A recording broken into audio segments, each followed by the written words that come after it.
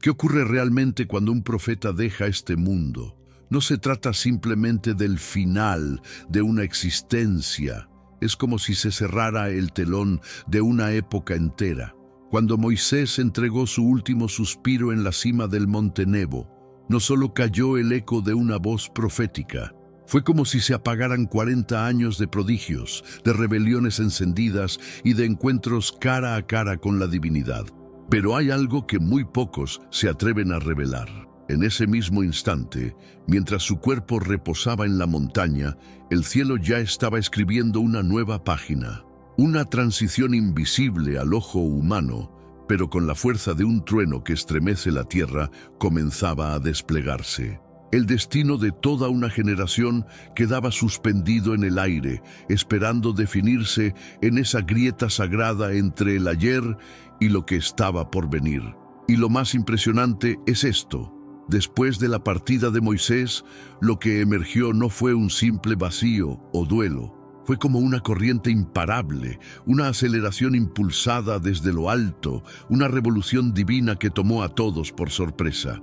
Porque en cuestión de días, en un lapso asombrosamente breve, 7 eventos impactantes irrumpieron como una cadena de señales celestiales. Cada uno de ellos, una evidencia indiscutible de que el cielo había activado su plan sin pausa. Las Sagradas Escrituras nos entregan un detalle intrigante en Deuteronomio 34, 5, 6. Así fue como Moisés, siervo fiel del Señor, murió allí, en tierra de Moab. Fue enterrado en un valle cercano, aunque hasta hoy nadie sabe con certeza dónde se encuentra su tumba.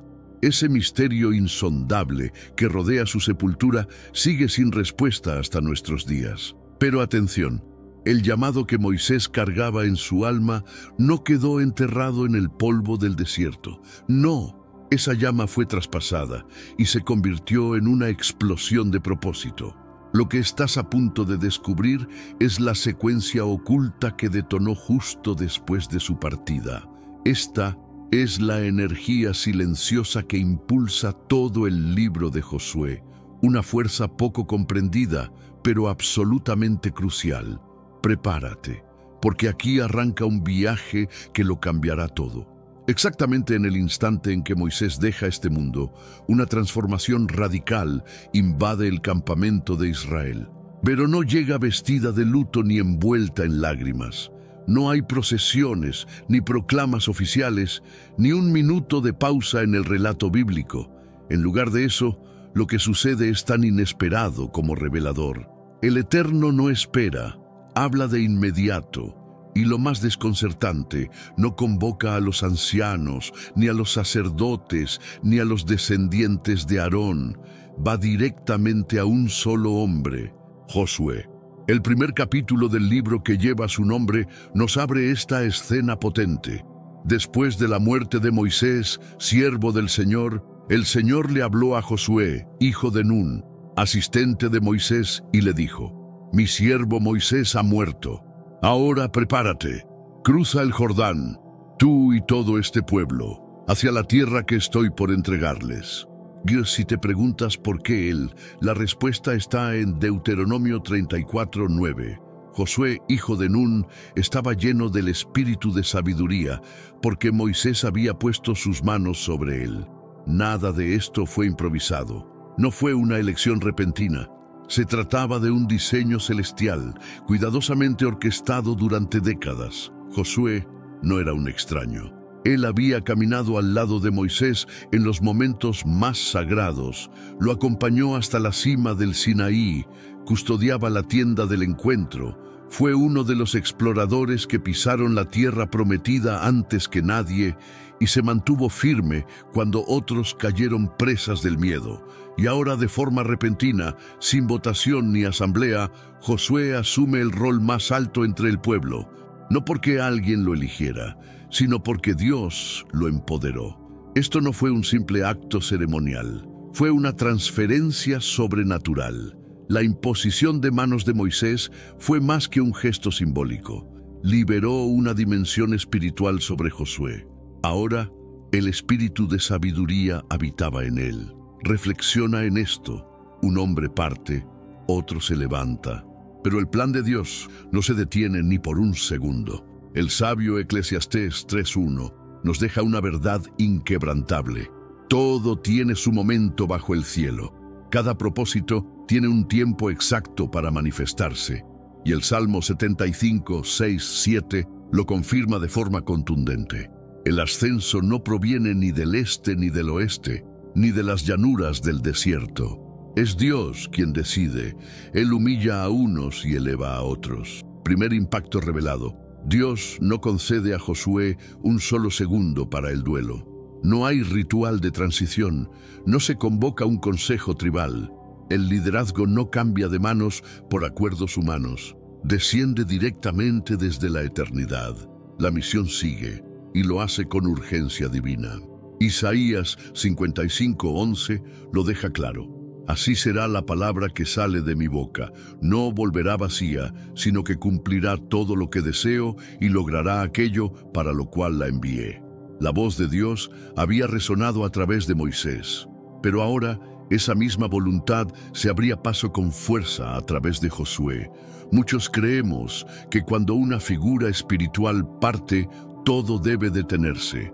En este mundo actual, vemos cada vez más personas yendo en contra de los principios tradicionales y parece que lo inmoral está cada vez más presente. Es común sentirse desorientado y sin rumbo. Sin embargo, aún existe un camino para recuperar la verdadera esencia y restablecer los principios éticos en nuestra rutina diaria. Si te sientes perdido en medio de la confusión y deseas más claridad, tenemos algo especial para ti, un recurso creado especialmente para ayudarte a comprender el significado de estos desafíos actuales y enfrentarlos con sabiduría y valentía. Este es el verdadero valor de Caminos de la Revelación, descifrando la Biblia por completo, un camino hacia la claridad y la serenidad a través de sus enseñanzas. Lo mejor de todo es que está disponible ahora, en el primer comentario fijado. No pierdas esta oportunidad de transformar tu vida y descubrir el propósito genuino de estos desafíos. Ahora volvamos al tema principal del vídeo. Pero la partida de un líder no significa el fin del movimiento divino. Dios no espera a que nos sintamos listos. Él solo necesita corazones dispuestos. Según Timoteo 2:2 nos ofrece la fórmula. Lo que has oído de mí en presencia de muchos testigos, confíalo a hombres fieles, capaces de enseñar a otros también. Josué había sido preparado lejos de los reflectores, y ahora el cielo lo exponía al mundo como el nuevo conductor del destino de Israel. Y lo que vendría a continuación no solo movería al pueblo, haría temblar a las naciones. Piénsalo por un instante. Acabas de asumir el lugar de uno de los profetas más temidos y amados de toda la historia. Ahora se espera que lideres una multitud de más de 600. 0 hombres, sin contar mujeres ni niños, hacia un territorio hostil, cruzando un río embravecido, sin haber dirigido una sola batalla antes. Y justo en ese momento, Dios rompe el silencio. Josué 1:3-5 resuena como un trueno de autoridad celestial. Todo terreno que pisen tus pies, ya te lo he dado, como prometí a Moisés. Nadie podrá resistirte mientras vivas. Así como estuve con Moisés, estaré contigo. No te abandonaré, no te dejaré solo. Aquí es donde la magnitud se vuelve abrumadora. Dios no estaba llamando a Josué para ser administrador de un campamento. Lo estaba enviando a derribar murallas, conquistar tierras, enfrentar ejércitos de gigantes y dirigir una campaña militar celestial sin precedentes. Y lo más asombroso, Josué no tenía ninguna experiencia como general. Aún así, Dios le habla como si la victoria ya estuviera escrita. Cada lugar que pises ya te pertenece. Romanos 4:17 nos revela por qué. Él da vida a lo que está muerto y llama las cosas que aún no existen como si ya fueran reales. Segundo impacto revelado. Dios no le entrega a Josué una estrategia detallada. Le entrega algo infinitamente más poderoso, su presencia. Así como estuve con Moisés, estaré contigo. Y esa era la única clave que realmente importaba. Éxodo 33:14 nos revela una promesa celestial con peso eterno. Mi presencia irá contigo y te daré descanso. Pero no fue solo una promesa reconfortante, fue el traspaso de una autoridad sagrada, la continuidad de un pacto vivo. Lo que Dios había comenzado con Moisés, ahora se disponía a culminarlo a través de Josué. Sin embargo, lo que tenía delante no era sencillo. Jericó no estaba deshabitada. Canaán no tenía intención de rendirse. Se trataba de un territorio lleno de fortalezas imponentes, gigantes como los descendientes de Anac, y reinos enteros preparados para entrar en guerra. Y Josué no era un guerrero de renombre, no era estratega ni militar, era un asistente, un siervo leal que había custodiado en silencio la tienda del encuentro.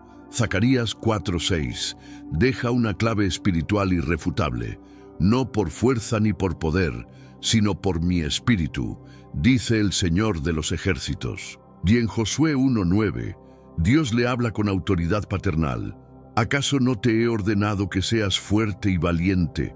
No tengas miedo ni te desanimes, porque el Señor tu Dios estará contigo donde quiera que vayas. Y aquí es donde muchos de nosotros tambaleamos. Oímos el llamado, sentimos la urgencia, pero la tarea nos abruma.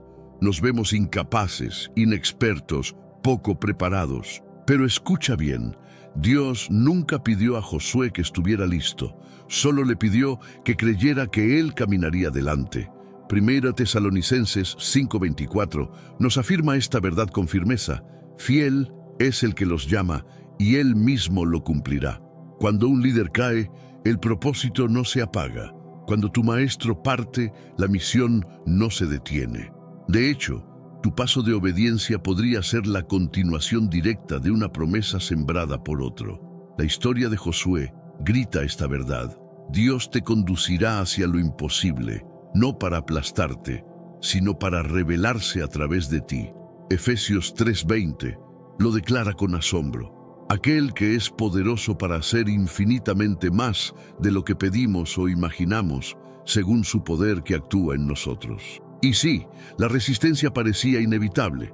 Moisés no fue un líder común, fue la voz de Dios frente al pueblo, el que enfrentó a Faraón, el que se interpuso más de una vez entre Israel y la ira divina. Ahora ese hombre ya no estaba, y su lugar lo ocupaba Josué, el eterno asistente, nunca el protagonista, nunca el primero, hasta ahora. Y es aquí donde ocurre uno de los giros más inesperados de toda la historia de Israel. Josué 1:16-18 nos deja sin palabras. Entonces el pueblo respondió a Josué: haremos todo lo que nos mandes e iremos a donde quiera que nos envíes. Así como obedecimos a Moisés, te obedeceremos a ti. Solo pedimos que el Señor tu Dios esté contigo como estuvo con Moisés. Y cualquiera que se rebele contra tus órdenes o no escuche tus palabras, será apartado. Tú solo esfuérzate y sé valiente. Asombroso, aquel siervo oculto, aquel número 2 por tanto tiempo, ahora era el comandante legítimo, respaldado por el cielo y reconocido por la multitud. El legado de Moisés no murió con él, fue encendido en Josué y encendió una nueva era. Tercer impacto destapado. Los israelitas no se limitaron a designar a Josué como su guía. Demandaron fidelidad plena entre todos, dejando claro que la desobediencia solo podía terminar con la pena máxima. Este no era un discurso ritual vacío. Aquella generación había visto a sus antecesores perecer en el desierto por rebelarse contra Dios. Conocían bien el precio de la insubordinación y el peso de la tardanza. Habían contemplado cómo la tierra se tragaba a Coré y habían derramado lágrimas al ver a sus propios padres sucumbir por murmurar y sucumbir al miedo. Así, la nueva estirpe surge con un propósito renovado. 0 titubeos, 0 revueltas, 0 extravíos. Números 32.11-13 nos deja sin margen de error. Por cuanto no me siguieron con plenitud, ninguno de los hombres mayores de 20 años que salieron de Egipto pudo contemplar la tierra. y el Señor encendió su ira contra Israel, obligándolos a vagar por el desierto durante 40 años. Josué no necesitó implorar respaldo, no cautivó al pueblo con halagos ni discursos floridos. Su fuerza radicaba en un anhelo compartido: atravesar al fin las puertas de la tierra prometida sin repetir errores del pasado. Hebreos 3:19 sentencia: y vemos que, por incredulidad, no pudieron entrar. Y Hebreos 13:17 advierte: obedezcan a sus pastores y sométanse a su autoridad, pues velan por sus almas como quienes rendirán cuentas. Hágalo con gozo y no con quejas, porque eso no les beneficia. El reino de Dios no opera bajo votos populares, sino bajo un gobierno divino. Cuando Él alza a un líder, espera que su pueblo lo respete, no porque el elegido sea infalible, sino porque cumple un propósito que nace del orden celestial. Existe una gran distancia entre la obediencia ciega y la unidad conforme a la Biblia. No se adoraba a Josué como ídolo, se sintonizaba con el plan de Dios. Pero antes de seguir, comparte este video con alguien especial. Nuestra misión más alta es esparcir la palabra. ¿Sabías que muchos carecen de conocimiento por falta de contenidos adecuados? Mándalo a ese grupo de WhatsApp o públicalo en Facebook. No te arrepentirás. Y si te apasionan estos videos, deja en comentarios: quiero más. Así sabré que te encanta y traeré contenido nuevo garantizado. Ahora viene el verdadero reto. ¿Estamos dispuestos a inclinarnos ante una autoridad piadosa, aun cuando nos incomode? ¿Seremos capaces de permanecer unidos bajo un liderazgo no por su fama, sino porque la obediencia impulsa el avance? 1 Corintios 1:10 nos implora: por el nombre de nuestro Señor Jesucristo, hermanos, os ruego que habléis todos de la misma manera, sin divisiones, perfectamente, unidos en un mismo sentir y un mismo pensar. Aquella travesía por el desierto ya les había enseñado el alto precio de la rebeldía. Hoy estaban dispuestos a seguir las órdenes, incluso al borde del sacrificio, decididos a no desaprovechar de nuevo la oportunidad de la tierra prometida. ¿Recuerdas el pasaje del Mar Rojo? El instante épico en que Moisés alzó su bastón y Dios desgajó las aguas como una inmensa cortina. Muros acuáticos a los costados y suelo firme bajo los pies temblorosos que avanzaban. Pues atención, Moisés pudo haber partido, pero Dios reservó una secuela todavía más sorprendente. Josué 3:15-17 relata: cuando los portadores del arca alcanzaron el Jordán y los pies de los sacerdotes que lo llevaban tocaron la orilla, que suele desbordarse en época de cosecha, las aguas que bajaban se acumularon arroyo arriba, y tras detenerse, todo Israel cruzó en seco. Revelación número 4. El Jordán se dividió de nuevo, tierra firme otra vez. Una nación entera atravesó el cauce, tal como en el Mar Rojo. Esto no era mera simbología ni metáfora, fue un prodigio sobrenatural, diseñado no para el asombro pasajero, sino para cimentar la certeza. Josué 4:14 declara: aquel día el Señor engrandeció a Josué ante todo Israel, y sintieron temor reverente, como lo habían hecho con Moisés todos los días de su vida. Con ese acto divino, Dios declaró sin palabras: este es mi elegido, síganlo. La generación anterior había presenciado un mar abrirse al este. Esta, por su parte, contemplaba ahora un río partirse al oeste, al umbral de su herencia prometida. Pero este milagro no solo hablaba de cruce, hablaba de legitimidad. Josué carecía de linaje especial. No fue testigo de la zarza ardiente, ni de las plagas, ni del trueno en el Sinaí. Aún así, en un abrir y cerrar de ojos, Dios le otorgó una autoridad que ningún consejo humano habría podido conferir. Marcos 16:20 nos recuerda: ellos, saliendo, predicaron por todos lados, y el Señor confirmaba la palabra con las señales que la acompañaban. Fíjate en esto: Dios no separó las aguas antes de que movieran un pie, esperó a que los sacerdotes se adentraran. Josué 3:13 advierte: Cuando las plantas de los pies de los sacerdotes que llevan el arca del Señor toquen las aguas del Jordán, se dividirán. Esa es la prueba definitiva, obediencia antes de ver la evidencia, fe aún sin milagro. Hebreos 11:6 lo resume. Sin fe es imposible agradar a Dios. El río no se abrió para simples espectadores, sino para creyentes que se atrevieron a entrar con la presencia divina sobre sus hombros. Dios no confiere autoridad a sus líderes por intrigas políticas, títulos ostentosos o popularidad. Los confirma con un poder manifiesto, con señales contundentes que demuestran que su mano descansa sobre ellos. Y muy a menudo espera tu primer paso antes de actuar. 2 Corintios 10:18 sentencia: no es digno de aprobación quien se ensalza a sí mismo, sino aquel a quien Dios exalta. Aquel mismo Dios que partió mares para Moisés, ahora desgajaba ríos para Josué. El mensaje era inequívoco. La presencia de Dios no caduca con un profeta. Su poder sigue fluyendo por medio de quienes se atreven a obedecerle. El Jordán se dividió. El pueblo cruzó, hileras de piedras de memorial se alzaron en la orilla. Podría parecer que lo difícil ya pasó, pero en realidad acaba de comenzar un nuevo capítulo que redefine toda la misión. No se trataba de un plan militar, ni de un consejo estratégico. Era un cara a cara con el reino invisible. Aquí viene la quinta revelación impactante. Dios envía a un comandante celestial, no para alinearse con ningún bando humano, sino para asumir el mando absoluto. Josué 5:13-15 describe la escena. Acercándose Josué a Jericó, alzó la vista y vio a un hombre con la espada desenvainada al frente. Josué se acercó y preguntó: ¿eres de los nuestros o de nuestros adversarios? Él respondió: no pertenezco a ningún bando humano, vengo como príncipe del ejército del Señor. Entonces Josué, postrado rostro en tierra, lo adoró.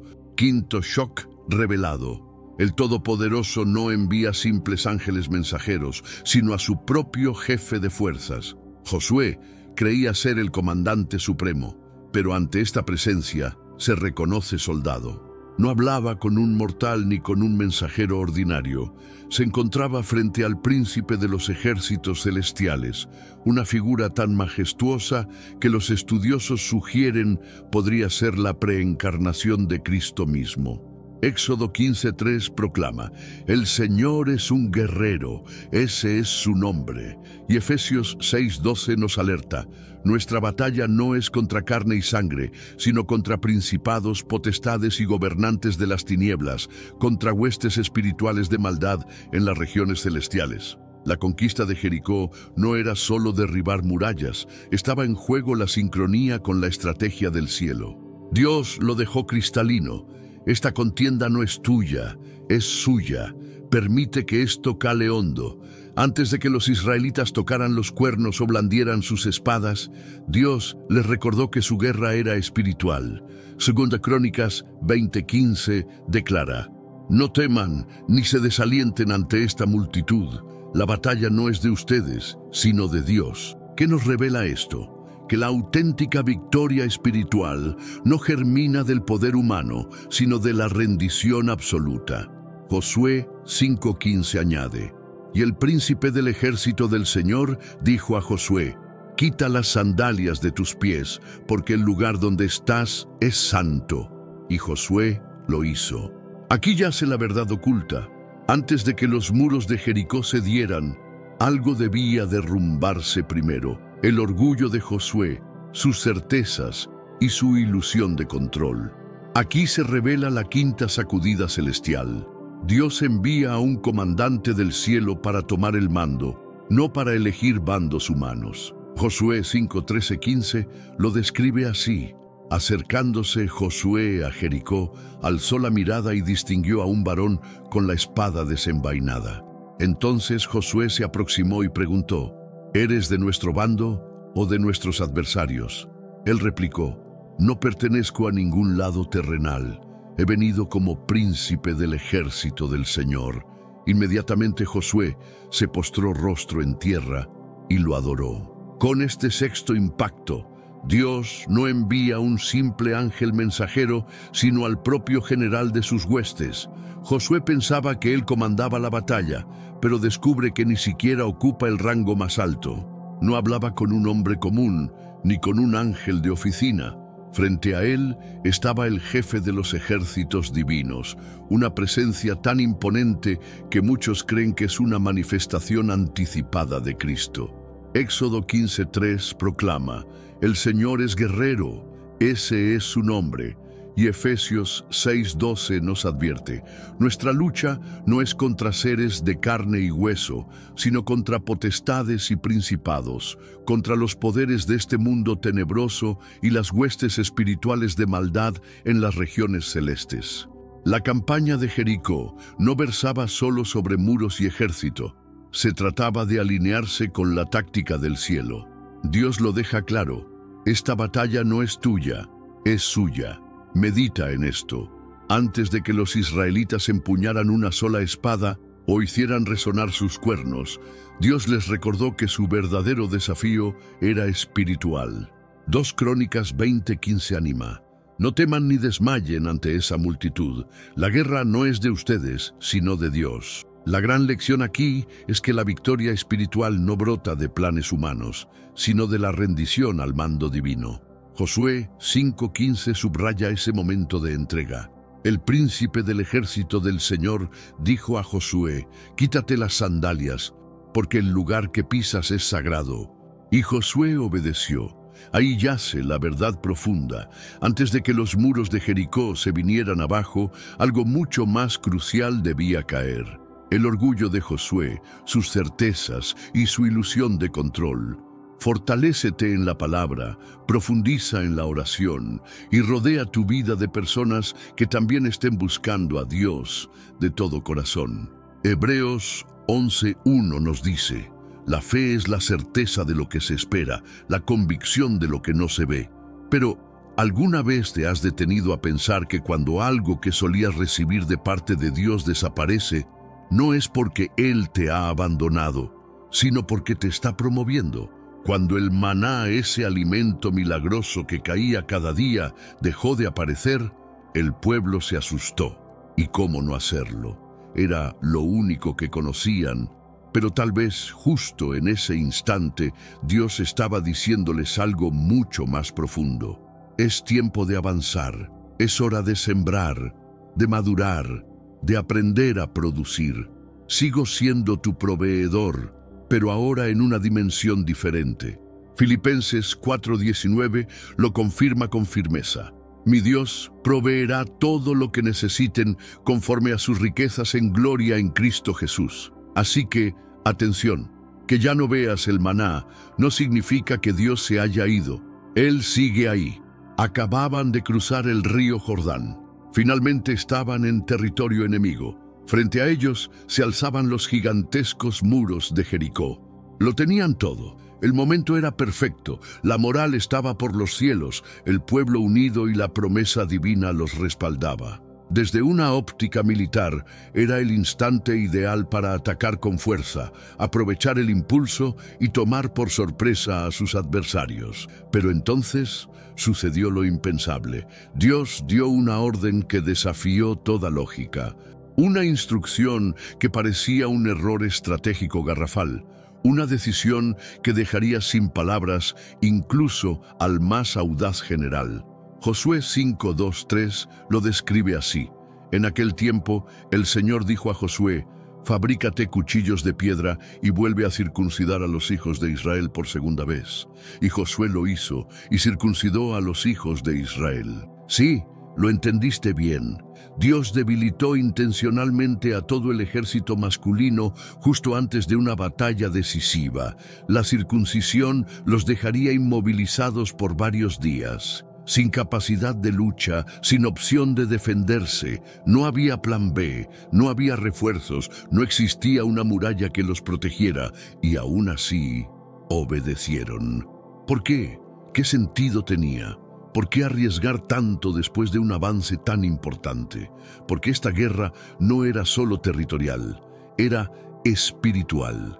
Era un acto de fidelidad al pacto. Josué 5:4-7 nos revela que todos los hombres nacidos durante los 40 años de travesía en el desierto jamás habían sido circuncidados. Habían vivido fuera del sello visible del pacto que Dios hizo con Abraham. Antes de reclamar la tierra prometida, tenían que marcar su identidad.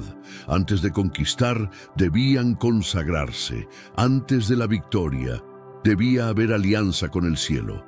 Era la forma de Dios de dejar claro: no vencerás por tu fuerza, no triunfarás por tu habilidad, ganarás porque me perteneces.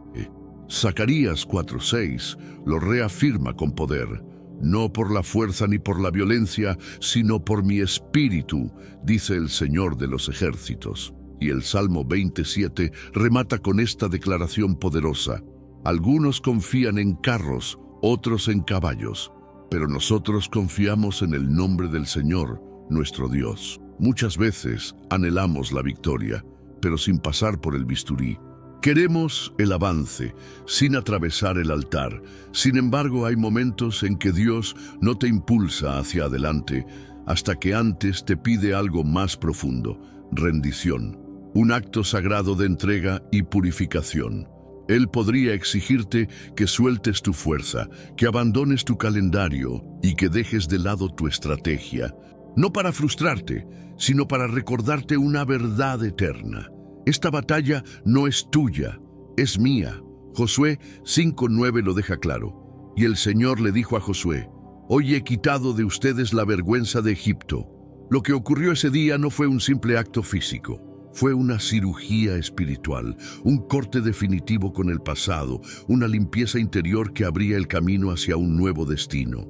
Porque antes de darte poder para vencer lo que está delante de ti, Dios suele empezar por sanar lo que está dentro de ti. No se trata solo del enemigo externo, se trata de tu preparación interna. Moisés ya no estaba, pero Dios sí. El desierto había llegado a su fin, pero la otra orilla del Jordán marcaba el inicio de una nueva historia. Y justo en esa franja sagrada, entre lo que termina y lo que empieza, se revela un principio transformador. Las promesas de Dios no mueren con los profetas, se reactivan con la obediencia, se encienden con el valor, se concretan por la fe. Deuteronomio 34:10 nos recuerda: nunca más surgió un profeta como Moisés en todo Israel. Sí, Moisés fue irrepetible, pero su partida no frenó el cielo. De hecho, desencadenó una expansión aún mayor del plan divino.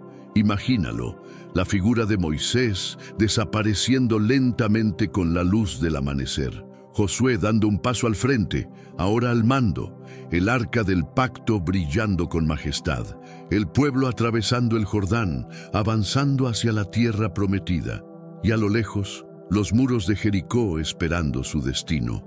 Cada uno de los 7 momentos asombrosos que hemos explorado hasta aquí no fueron solo hechos históricos, son señales, son ecos vivos que te hablan hoy. Dios ya ha preparado a quien sigue. El liderazgo no queda al azar. Josué no fue una elección improvisada, fue entrenado, moldeado, llamado. Dios no pone su plan en pausa. Aunque el mundo se detenga o el dolor te pese, el cielo jamás se frena. Dios exalta a quienes caminan en obediencia. Josué no era el más fuerte, pero sí el más leal. Y Dios siempre honra al que le obedece. Dios guía con autoridad sobrenatural. Desde abrir ríos hasta hacer callar al miedo, sus milagros respaldan a los que Él envía. Y sobre todo, Dios pelea por su pueblo. El comandante celestial no pidió autorización. Simplemente asumió el mando, porque esa guerra ya le pertenecía a él. Romanos 8:31 lo proclama con poder: si Dios está de nuestra parte, ¿quién podrá estar en contra? Esto que acabas de escuchar no es una simple narración del pasado, es un llamado para ti, aquí y ahora. ¿Estás atravesando una etapa de dolor, transición o incertidumbre? Entonces grábate esto: Dios no ha terminado contigo. De hecho, apenas está comenzando. Tal vez el Moisés de tu vida ya no esté, pero Josué está por levantarse. Y el propósito divino no depende de tus permisos. Él va a seguir adelante contigo o sin ti. Si esta palabra iluminó tu corazón y te dio nuevas fuerzas, no te vayas sin dejar tu me gusta. Eso nos ayuda a seguir compartiendo más enseñanzas profundas y fieles a las Escrituras. Y si aún no lo hiciste, suscríbete al canal para seguir explorando juntos el poder de la palabra y su impacto eterno en la historia. Dios está buscando hombres y mujeres que no solo quieran conquistar tierras, sino que estén dispuestos a ser transformados por dentro antes de levantar la espada, porque la verdadera conquista comienza en el corazón. Antes de derribar murallas externas, Dios quiere derribar fortalezas internas. El orgullo, la impaciencia, el miedo, la duda, todo eso tiene que caer primero. Y es ahí donde muchos retroceden. Quieren ver las murallas de Jericó derrumbarse, pero no están dispuestos a pasar por Gilgal, el lugar del corte, el lugar del trato personal con Dios. Pero te aseguro algo, los que pasan por Gilgal, los que se rinden en lo secreto, son los que vencen en público, porque no hay victoria visible sin obediencia invisible. Josué no se hizo líder en el momento en que Moisés murió. Él fue forjado en lo oculto, a la sombra de su mentor, escuchando, aprendiendo, sirviendo, obedeciendo. Fue su fidelidad silenciosa lo que lo posicionó para su llamado visible. Así también es contigo. Lo que haces cuando nadie te ve es lo que determina cómo Dios te usará cuando todos te miren.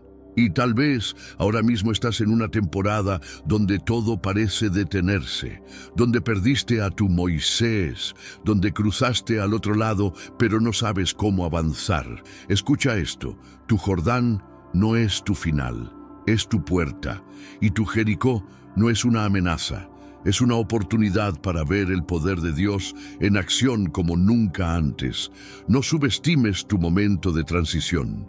No minimices ese silencio de Dios que parece eterno. A veces el cielo se queda callado, no porque te haya abandonado, sino porque está preparando algo que te marcará para siempre. Y cuando llegue el momento, lo sabrás, porque las promesas no fallan. Y el Dios que te llamó no te trajo hasta aquí para dejarte a mitad del camino. Así que levanta tu mirada. Este no es el fin de tu historia. Es el inicio de la parte más gloriosa. Dios no ha terminado contigo. Él está contigo en cada paso, en cada proceso, en cada espera. La victoria no es solo un destino, es el resultado de tu consagración. Camina con fe, pelea con esperanza y nunca olvides, si Dios está contigo, nada ni nadie podrá detener lo que viene. ¿Alguna vez te has despertado a las 3 de la madrugada con esa sensación abrumadora de vacío existencial? Esa pregunta que atraviesa tu alma como una flecha, ¿realmente importa que yo exista? Imagínate por un momento, estás parado en la orilla del océano, viendo las olas infinitas, sintiendo lo pequeño que eres comparado con la inmensidad del universo. Y de repente, esa voz interior susurra, ¿cuál es mi lugar en todo esto? ¿Por qué estoy aquí? ¿Hay algún propósito real para mi vida? Esta no es solo una crisis existencial moderna, es la pregunta más antigua de la humanidad. La misma pregunta que se hicieron los filósofos griegos, los pensadores del Renacimiento, y que millones de personas se hacen cada día en este momento exacto. Pero aquí está la diferencia. Hoy no vamos a quedarnos con teorías abstractas o filosofías vacías. Hoy vamos a descubrir la respuesta que ha transformado billones de vidas a lo largo de la historia. La respuesta que no solo satisface tu mente, sino que revoluciona completamente tu corazón. ¿Estás preparado para descubrir que tu existencia no es casualidad, que cada respiración, cada latido de tu corazón, cada decisión que tomas tiene un significado cósmico más profundo de lo que jamás imaginaste? Porque lo que estás a punto de descubrir no es solo información, es transformación. No es solo conocimiento, es revolución personal. En los próximos minutos vamos a desentrañar el misterio más profundo del universo. ¿Por qué Dios te creó? ¿Cuál es tu propósito divino? ¿Y cómo puedes vivir la vida extraordinaria para la cual fuiste diseñado? Prepárate, porque tu vida nunca volverá a ser la misma. Vamos a comenzar nuestro viaje en el momento más extraordinario de la historia, el momento de la creación. Pero antes de continuar, quiero que te hagas esta pregunta. ¿Has notado alguna vez la precisión matemática del universo?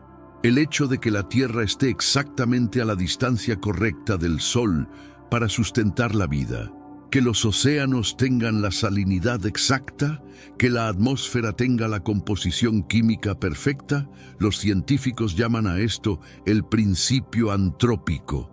Las probabilidades de que todas estas condiciones se alineen por casualidad son tan infinitesimalmente pequeñas que son prácticamente imposibles. ¿Qué nos dice esto? Que desde el primer momento había un plan. Cuando el Todopoderoso habló y los cielos y la tierra cobraron vida, no fue un experimento cósmico, no fue una explosión aleatoria que resultó en orden por accidente. Fue el despliegue cuidadoso y deliberado de un diseño maestro. Imagínate a un arquitecto que diseña una catedral. Cada columna, cada arco, cada vidriera tiene un propósito específico. No hay elementos accidentales. Todo trabaja en armonía para crear algo sublime. Así es nuestro universo. Cada galaxia, cada estrella, cada planeta, cada átomo fue colocado con precisión divina. Pero de toda esta creación magnífica, había algo que el Creador estaba reservando para el gran finale. En el sexto día, cuando todo estaba perfectamente preparado, cuando el escenario estaba listo, Dios hizo algo completamente diferente. Pero antes, comparte este video con alguien a quien aprecias. Nuestra misión más grande en la tierra es difundir la palabra del Señor. ¿Sabías que muchas personas carecen de conocimientos por falta de contenido adecuado? Envíalo a ese grupo de WhatsApp o públicalo en Facebook. Estoy seguro de que no te arrepentirás. Y si te gustan videos como este, comenta abajo, quiero más. Así sabré si realmente lo disfrutas y definitivamente traeré contenido nuevo similar. No habló otra criatura a la existencia como había hecho con los animales y las plantas. En cambio, se involucró personalmente. Tomó polvo de la tierra con sus propias manos y formó algo completamente único. No solo otra criatura, no solo otro habitante del planeta, sino alguien que pudiera reflejar su propia esencia divina. Génesis 1:27 captura este momento monumental. Y creó Dios al hombre a su imagen. A imagen de Dios lo creó. Varón y hembra los creó. ¿Te das cuenta de la magnitud de esta declaración? De todas las criaturas en todo el universo conocido, solo los seres humanos recibieron este honor supremo, ser creados a imagen y semejanza de Dios. Esto significa que no eres solo otro mamífero evolucionado. No eres solo una combinación fortuita de átomos. No eres solo el resultado de procesos biológicos aleatorios. Eres una obra maestra divina. Eres la corona de la creación, eres el reflejo terrestre de la gloria celestial, y esto cambia absolutamente todo sobre cómo debes verte a ti mismo y cómo debes vivir tu vida. Ahora, profundicemos en lo que realmente significa ser creado a imagen de Dios. Porque esta no es solo una frase bonita en un libro antiguo, es la clave para entender tu verdadera identidad y tu propósito supremo. Primero, aclaremos algo importante. No estamos hablando de una semejanza física. Dios es espíritu y su imagen en nosotros es espiritual, mental, emocional y moral. En este mundo actual, vemos cada vez más personas yendo en contra de los principios tradicionales y parece que lo inmoral está cada vez más presente. Es común sentirse desorientado y sin rumbo. Sin embargo, aún existe un camino para recuperar la verdadera esencia y restablecer los principios éticos en nuestra rutina diaria. Si te sientes perdido en medio de la confusión y deseas más claridad, tenemos algo especial para ti, un recurso curso creado especialmente para ayudarte a comprender el significado de estos desafíos actuales y enfrentarlos con sabiduría y valentía. Este es el verdadero valor de Caminos de la Revelación, descifrando la Biblia por completo, un camino hacia la claridad y la serenidad a través de sus enseñanzas. Lo mejor de todo es que está disponible ahora, como un regalo, en el primer comentario fijado. No pierdas esta oportunidad de transformar tu vida y descubrir el propósito genuino de estos desafíos. Ahora volvamos al tema principal del vídeo. Piensa en esto. Tienes la capacidad de razonar de manera compleja. Puedes resolver problemas abstractos, imaginar futuros que no existen, crear arte que expresa emociones profundas. Los animales más inteligentes pueden aprender trucos, pero ¿has visto alguna vez a un chimpancé escribir poesía?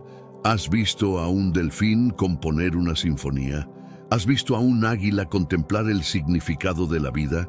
Solo tú, como ser humano, puedes hacer estas cosas. Tienes la capacidad de amar de manera sacrificial. No solo el amor instintivo de supervivencia, sino el amor que elige el bienestar del otro por encima del propio. El amor que perdona cuando ha sido herido. El amor que sirve sin esperar nada a cambio. Tienes la capacidad de elegir moralmente. En cada decisión que enfrentas, puedes elegir entre el bien y el mal, entre lo correcto y lo incorrecto. Esta capacidad de discernimiento moral es exclusivamente humana, pero hay algo aún más extraordinario. Tienes la capacidad de conectarte con lo trascendente.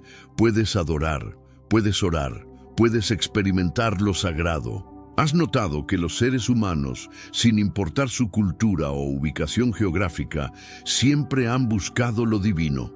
Desde las civilizaciones más antiguas hasta las sociedades más modernas, la humanidad ha construido templos, ha orado, ha buscado significado más allá de lo material.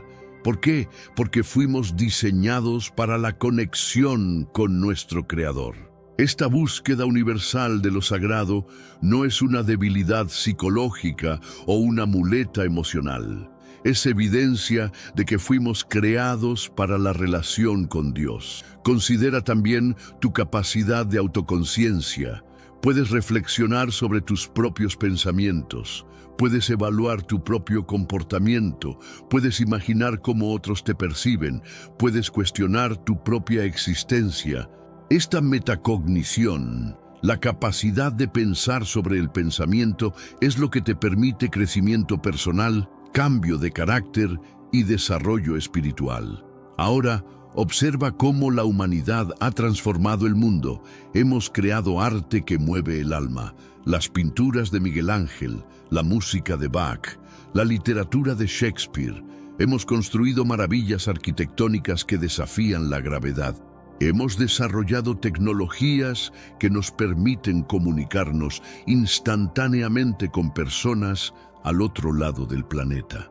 Hemos explorado las profundidades del océano y las vastitudes del espacio. Hemos curado enfermedades que una vez fueron fatales. Hemos desarrollado sistemas de justicia, organizaciones benéficas, movimientos de derechos humanos. ¿De dónde viene toda esta creatividad, esta compasión, esta búsqueda de justicia y belleza? Viene de la imagen de Dios en nosotros. Cada vez que creas algo hermoso, reflejas al Creador. Cada vez que actúas con justicia, reflejas al juez perfecto. Cada vez que amas sacrificialmente, reflejas al Dios de amor. Pero aquí está la parte que puede cambiar tu vida para siempre. Esta imagen divina no es algo que algunos privilegiados poseen y otros no. Cada ser humano, sin excepción, lleva esta imagen. No importa tu raza, tu género, tu estatus socioeconómico, tu educación, tu pasado o tus errores. La imagen de Dios en ti es inalienable, es tu dignidad fundamental, es tu valor intrínseco. Esto significa que cada persona que encuentras hoy lleva la imagen del Altísimo. El cajero en el supermercado, el conductor del autobús, tu jefe, tu vecino e incluso esa persona que te irritó esta mañana, todos ellos son portadores de la imagen divina. ¿Cómo cambiaría esto tu forma de tratar a otros si realmente lo creyeras? Desde el primer aliento de Adán en el jardín del Edén, quedó claro que Dios no quería súbditos que lo temieran desde la distancia. No quería robots programados para obedecerlo sin opción. Quería algo mucho más hermoso y significativo. Quería una relación auténtica. Imagínate la escena, el creador del universo, aquel que habló galaxias a la existencia, caminando en la frescura del jardín, buscando la compañía de su creación humana. ¿Dónde estás?, preguntó Dios cuando Adán se escondió después de pecar. No porque no supiera dónde estaba Adán, Dios es omnisciente, sino porque quería restaurar la comunicación, renovar la conexión que se había roto. Esta búsqueda divina de relación nos revela algo profundo sobre nuestro propósito. Fuimos creados para la intimidad con Dios. Pero hay algo fascinante aquí. Dios, siendo perfectamente completo en sí mismo, no necesitaba nuestra compañía. La Trinidad, Padre, Hijo y Espíritu Santo, ya existía en perfecta comunión eterna. Entonces, ¿por qué crearnos? Por amor puro, por el deseo de compartir su amor, su gozo, su gloria con seres que pudieran apreciarlo y corresponderlo libremente. Piensa en una pareja que decide tener hijos. No tienen hijos porque les falte algo. Los tienen porque el amor genuino busca expandirse, compartirse, crear nuevas relaciones de amor. Así fue con Dios y la humanidad. Fuimos creados como objetos de su amor y como sujetos capaces de amarlo de vuelta. Pero aquí está la clave. Este amor tenía que ser libre para ser genuino. Dios podría haber creado seres que lo amaran automáticamente, sin opción de hacer otra cosa. Pero ese no sería amor real, sería programación. El amor verdadero requiere la libertad de elegir. Requiere la posibilidad de decir no para que el sí tenga significado. Por eso Dios creó a los humanos con libre albedrío, porque quería que nuestro amor fuera auténtico, no forzado. Esta libertad era un regalo increíble, pero también venía con riesgos tremendos. Y como veremos más adelante, esos riesgos se materializaron cuando la humanidad eligió alejarse de Dios. Pero incluso sabiendo que correríamos el riesgo de alejarnos, Dios decidió que valía la pena, porque la posibilidad de una relación de amor genuina valía el riesgo del rechazo. Esta es la naturaleza del amor divino. Está dispuesto a ser vulnerable por el bien de la relación. Y cuando entendemos esto, comenzamos a comprender la profundidad de nuestro propósito. No fuimos creados simplemente para existir. Fuimos creados para amar y ser amados por el mismo Dios del universo. Cada vez que experimentas el anhelo de conexión profunda, cada vez que buscas significado más allá de lo material, cada vez que sientes que debe haber algo más en la vida, estás experimentando el eco de este diseño original. Fuiste diseñado para la comunión con Dios. Y hasta que encuentres esa conexión, siempre sentirás que algo falta, sin importar cuánto éxito, dinero o reconocimiento tengas. Como dijo San Agustín, nos hiciste para ti, y nuestro corazón está inquieto hasta que descanse en ti. Ahora llegamos a uno de los momentos más trágicos y transformadores de toda la historia humana. Un momento que cambió el curso de todo, la caída de la humanidad. Imagínate la perfección del jardín del Edén. No había muerte, no había dolor, no había conflicto, no había separación. Adán y Eva vivían en perfecta armonía con Dios, entre ellos y con toda la creación. Tenían acceso directo al Creador, podían conversar con Él cara a cara. No había barreras, no había culpa, no había vergüenza. Era la realización completa del propósito divino para la humanidad. Pero entonces ocurrió lo impensable. Tenemos un recurso espiritual para ti, Caminos de la Revelación, un libro para comprender las profecías y fortalecer tu fe. Lo encuentras en el primer comentario. Léelo, compártelo y prepárate espiritualmente para lo que está por venir. No esperes a que otro desastre te obligue a mirar hacia arriba. Hoy es el día aceptable. Hoy es el tiempo de actuar con fe. Fortalécete en la palabra, profundiza en la oración y rodea tu vida de personas que también estén buscando a Dios de todo corazón. A pesar de tener todo lo que podrían necesitar o desear, a pesar de vivir en el paraíso literal, a pesar de tener una relación perfecta con Dios, Adán y Eva eligieron desobedecer. No fue solo romper una regla arbitraria. El árbol del conocimiento del bien y del mal representaba algo mucho más profundo: la confianza. Dios había dicho: confía en mí, yo sé lo que es mejor para ti. Hay un límite que no debes cruzar, no porque quiera controlarte, sino porque quiero protegerte. Pero la serpiente susurró una mentira seductora. Realmente dijo Dios: seguramente no morirán. Dios sabe que cuando coman de este fruto serán como Él, conociendo el bien y el mal. Y en ese momento crucial, la humanidad eligió dudar de la bondad de Dios. Eligieron creer que Dios les estaba ocultando algo bueno. Eligieron pensar que sabían mejor que su Creador. Eligieron la autonomía sobre la dependencia. Y con esa elección, todo cambió. El pecado no fue solo una mancha en el expediente de Adán y Eva. Fue como un virus que infectó toda la naturaleza humana. La imagen de Dios en nosotros se distorsionó. La comunicación directa con Dios se cortó. La armonía perfecta del mundo se fragmentó. Por primera vez en la historia, la humanidad experimentó culpa, la conciencia de haber hecho algo malo, vergüenza, la sensación de que algo estaba fundamentalmente mal con ellos, miedo, terror de enfrentar las consecuencias de sus acciones, separación, la ruptura de la relación perfecta con Dios. Y estas no fueron solo consecuencias temporales, fueron heridas que se transmitieron a toda la descendencia humana. Cada uno de nosotros nace con esta naturaleza caída, con esta tendencia hacia el egoísmo, hacia la rebeldía, hacia la autonomía de Dios. Pero aquí está lo que me fascina de esta historia. Incluso en el momento de mayor traición y desobediencia, Dios no respondió con abandono, no respondió con ira destructiva, no borró a la humanidad y empezó de nuevo. En cambio, Dios hizo algo que revela la profundidad de su amor. Inmediatamente comenzó a trabajar en un plan de rescate.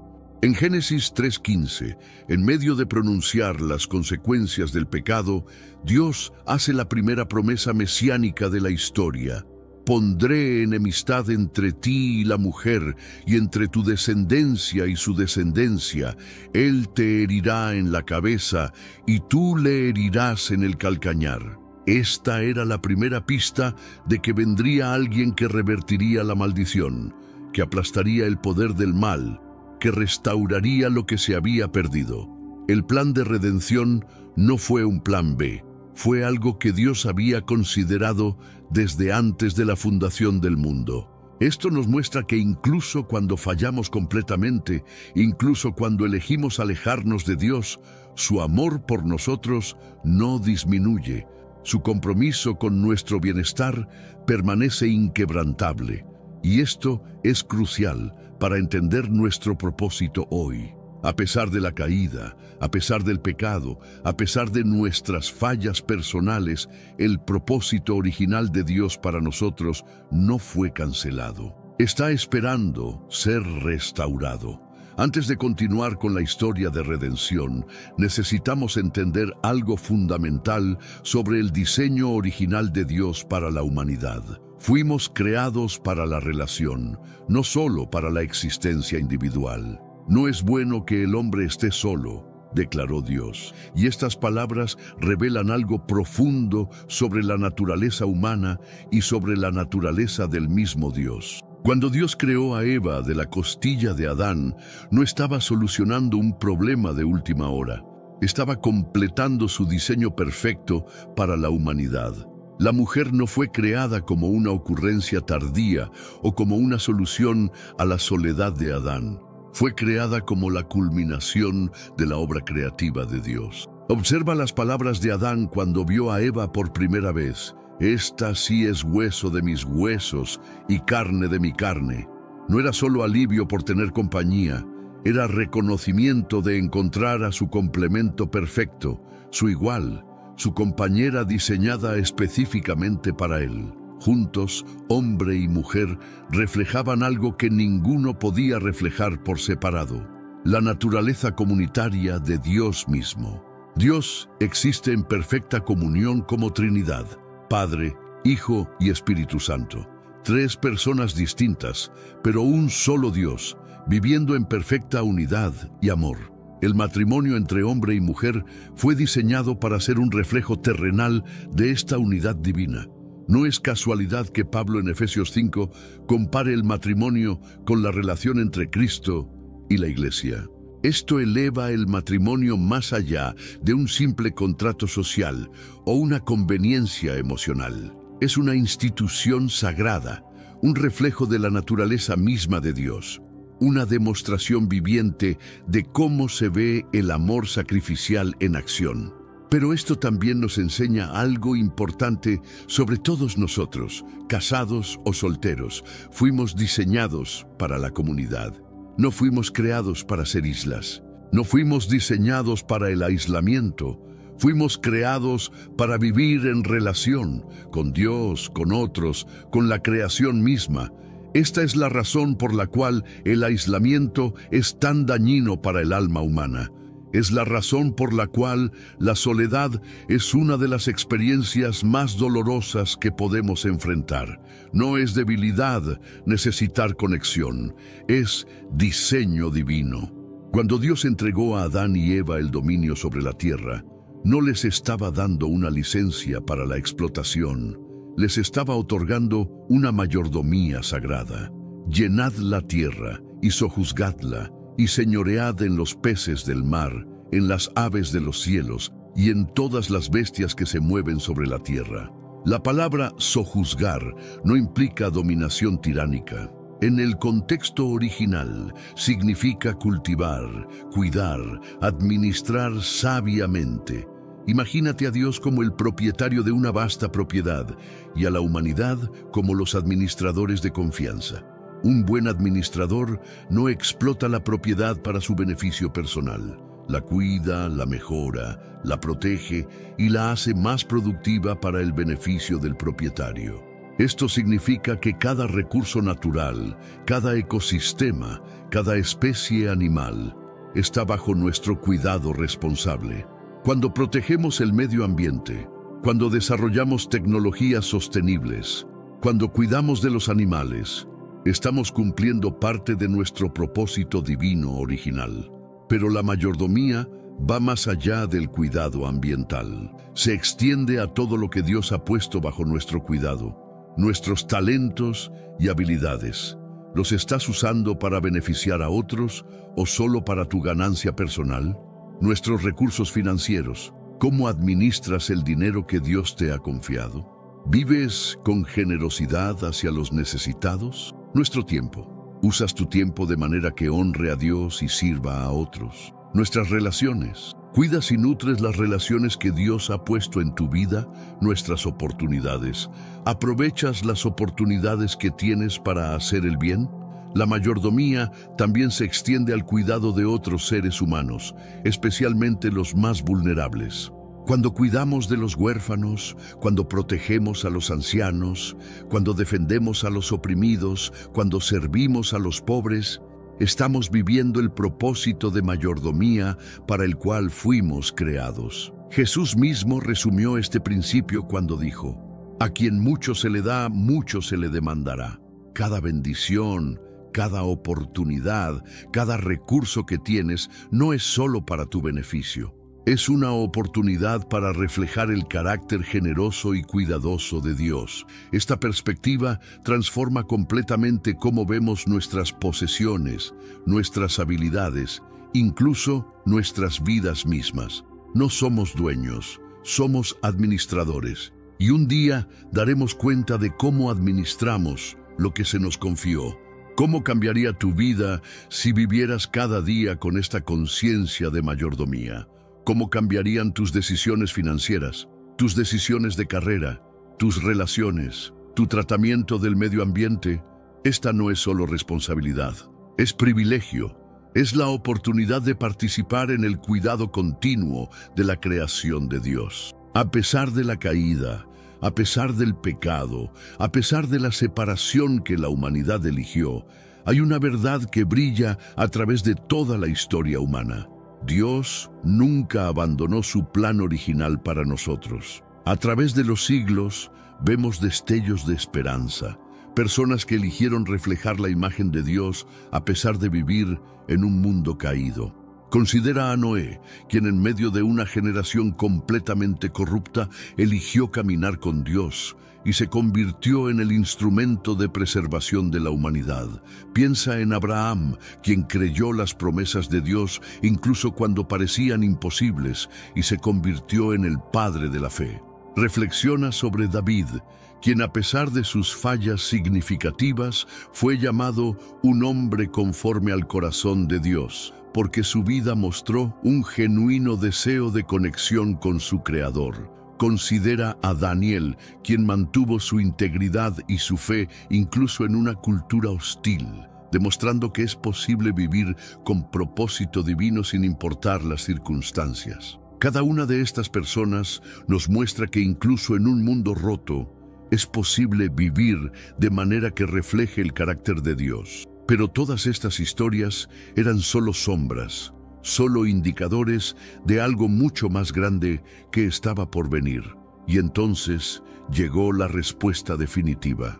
Después de siglos de promesas, después de generaciones de espera, después de innumerables sacrificios que solo podían señalar hacia algo mejor, llegó Jesús. En Juan 14:6, Jesús hace una declaración que cambió el curso de la historia humana. Yo soy el camino, y la verdad, y la vida. Nadie viene al Padre sino por mí. Jesús no vino simplemente como otro maestro religioso. No vino solo como un ejemplo moral. Vino como la solución completa al problema del pecado humano. Él era la promesa cumplida de Génesis 3:15. Él era el descendiente que aplastaría la cabeza de la serpiente. Él era el camino de regreso al Padre que la humanidad había perdido. Pero aquí está lo revolucionario. Jesús no solo vino a perdonar el pecado, vino a restaurar completamente el propósito original de la humanidad. En su vida, Jesús demostró lo que significa vivir como un ser humano perfecto.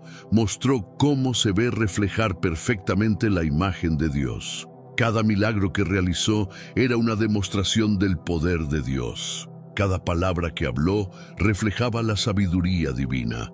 Cada acto de compasión revelaba el corazón del Padre. Pero luego vino el momento supremo, la cruz. En el Calvario, Jesús cargó sobre sí mismo todas las consecuencias del pecado humano. Experimentó la separación de Dios que merecíamos, pagó el precio que no podíamos pagar, y cuando gritó, "Consumado es", no solo estaba declarando que su sufrimiento había terminado, estaba anunciando que la obra de redención estaba completa. Pero la historia no terminó en la cruz, terminó en la tumba vacía. La resurrección de Jesús no fue solo una demostración de poder, fue la declaración definitiva de que la muerte había sido vencida, que el pecado había sido derrotado, que el camino de regreso al Padre estaba abierto. A través de la fe en Cristo podemos ser perdonados completamente por nuestros pecados, restaurados a una relación correcta con Dios, regenerados con una nueva naturaleza espiritual, renovados en nuestra capacidad de reflejar la imagen de Dios, reconciliados con nuestro propósito original. Esto significa que tu pasado no determina tu futuro. No importa cuántos errores hayas cometido. No importa cuán lejos te hayas alejado de Dios, no importa cuán roto te sientas, a través de Jesús puedes comenzar de nuevo, puedes ser restaurado, puedes vivir el propósito para el cual fuiste creado. Esta es la esencia del Evangelio. No es solo sobre ir al cielo cuando mueras, es sobre vivir el propósito divino aquí y ahora. Ahora llegamos a la pregunta práctica que todos nos hacemos. Está bien, entiendo que fui creado con un propósito, pero ¿cómo se ve eso en mi vida diaria? Pablo nos da la respuesta en 1 Corintios 10:31. Sí, pues, coméis o bebéis o hacéis otra cosa, hacedlo todo para la gloria de Dios. Observa que no dice cuando vayas a la iglesia o cuando hagas cosas religiosas. Dice todo. Esto significa que cada momento de tu vida puede ser una expresión de adoración. Cada decisión puede reflejar el carácter de Dios. Cada acción puede cumplir tu propósito divino. Déjame darte ejemplos concretos. Una madre que se levanta a las 3 a.m. para cuidar a su bebé enfermo está glorificando a Dios a través de su amor sacrificial. Un estudiante que elige estudiar diligentemente en lugar de procrastinar está glorificando a Dios a través de su disciplina y excelencia. Un empresario que trata a sus empleados con justicia y generosidad está glorificando a Dios a través de su integridad. Un médico que trata a cada paciente con compasión, sin importar su capacidad de pago, está glorificando a Dios a través de su servicio. Un artista que crea belleza que eleva el espíritu humano, está glorificando a Dios a través de su creatividad. Un ingeniero que diseña tecnología que mejora la vida de otros, está glorificando a Dios a través de su innovación. ¿Ves el patrón? No se trata del trabajo que haces, sino de cómo lo haces. Puedes glorificar a Dios como cajero en un supermercado, tratando a cada cliente con respeto y amabilidad, conductor de autobús, llevando a las personas seguras a sus destinos, maestro, invirtiendo en el futuro de tus estudiantes. El ser divino con el que muchos crecimos familiarizados, aquel que supuestamente creó a Adán y Eva, no es quien todos creen que es. De hecho, según los textos más antiguos, aquellos que fueron prohibidos y ocultos durante siglos, este ser no debería ser considerado un Dios en absoluto. Es una falsedad, un manipulador, un ser que se presenta como una autoridad sin serlo realmente. Este ser tiene un nombre, Yul-Dabat. Esta información proviene directamente de los textos gnósticos, como el Apócrifo de Juan y las Escrituras de los gobernantes. Son documentos antiguos que la Iglesia luchó incansablemente por suprimir. Y aquí está la razón detrás de ese esfuerzo. Yul-Dabat es descrito en estas escrituras como una impostura, una entidad llena de orgullo que declara sin ningún reparo: yo soy Dios y no hay otro más. Pero aquí está el giro: no es un Dios en absoluto, no es el ser trascendental, el creador benevolente que nos han enseñado a adorar. En realidad, Yul-Dabat es algo mucho más sombrío y oscuro que lo que la mayoría de las personas podría imaginar. Según los gnósticos, Yul-Dabat es una entidad limitada, un ser que creó el mundo físico no como un regalo para la humanidad, sino como una prisión. Y esta revelación puede ser desconcertante, pero según esta visión del mundo, el lugar donde vivimos, este planeta que nos dicen que fue creado con amor y propósito, es en realidad una trampa. No es el paraíso prometido, sino un laberinto diseñado para mantenernos atrapados en la oscuridad, lejos de la verdadera comprensión de nuestra existencia y de nuestro potencial más elevado. Este concepto plantea preguntas profundas sobre el propósito de nuestra vida y la naturaleza de la realidad misma. Si Yul-Dabat no es un Dios, ¿quién o qué lo es? ¿Qué fuerzas están detrás de la creación del universo y cuál es nuestro papel en todo esto? La respuesta puede no ser tan sencilla como nos han dicho, y esta es solo una de las muchas piezas del rompecabezas que se han mantenido ocultas durante milenios. Ahora hablemos de Adán. En la narrativa convencional, Adán es retratado como una figura pasiva, creada de arcilla, sumisa a la voluntad de Dios y castigada por su desobediencia. Pero en los textos prohibidos, Adán no es un ser ingenuo ni un tonto. En realidad, Adán es la primera víctima de las mentiras de Yul-Dabat y al mismo tiempo el primer rebelde en oponerse a su tiranía. Los relatos gnósticos nos revelan que Adán no fue creado por este ser, sino que fue capaz de percatarse de que algo no estaba bien. Adán pronto se dio cuenta de que la entidad que exigía obediencia no era la perfección divina, como se le había dicho, sino un dictador malévolo que se disfrazaba de Dios. Este es el giro fascinante de la historia. Adán no estuvo solo en su descubrimiento, pero antes, comparte este video con alguien a quien aprecias. Nuestra misión más grande en la tierra es difundir la palabra del Señor. ¿Sabías que muchas personas carecen de conocimientos por falta de contenido adecuado? Envíalo a ese grupo de WhatsApp o públicalo en Facebook. Estoy seguro de que no te arrepentirás. Y si te gustan videos como este, comenta abajo, quiero más. Así sabré si realmente lo disfrutas y definitivamente traeré contenido nuevo similar. Volviendo al tema principal, aquí entra Sofía, una figura central en la cosmología gnóstica. Sofía es la deidad que de forma accidental creó a Yuldabath, un error espiritual causado por su deseo de crear sin la presencia de su contraparte divina. Al lamentar profundamente su error, Sofía interviene y decide ayudar. Sofía introduce en Adán un destello de conocimiento divino, lo que se conoce como gnosis.